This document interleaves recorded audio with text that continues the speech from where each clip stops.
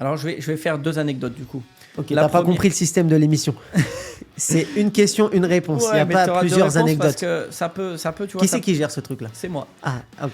Ça C'est peut chiant. intéresser les auditeurs. La première chose, c'est que j'ai créé une micro-entreprise, j'avais 16 ans. Tu le savais ça? Ça me dit- Pour moi, tu le sais pas. Non, ça me dit rien. En fait, j'ai toujours voulu faire des choses à côté. En fait, j'ai toujours été curieux d'apprendre plein de trucs et tout. Et j'avais trouvé un filon, entre guillemets, où j'achetais des trucs sur Internet, directement en Chine. Et donc, j'avais créé un site boutique en ligne. J'avais travaillé du référencement avec... voilà, j'étais allé à la banque créer un compte pro. Et je vendais... À l'époque, il y avait une hype.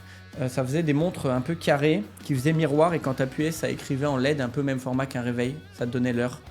Je vendais des écouteurs. C'était en quelle année ça? Ah ben, j'avais 17 ans, donc vu que je te dirais pas mon âge, c'était un peu vieux. Ok. Et, mais j'en ai encore à la maison qui me reste de mon stock, je te les ramènerai. Et je veux te voir avec ça la prochaine fois sur le studio. Et donc, tu avais ça, je vendais des câbles pour charger les iPhones de toutes les couleurs, des écouteurs Ok. de toutes les couleurs, vraiment du futile. Et j'avais appelé ça Gadget Only. Tu vois, j'avais déjà des idées à la con, mais en tout cas des bonnes idées. Ça m'a fait une première expérience.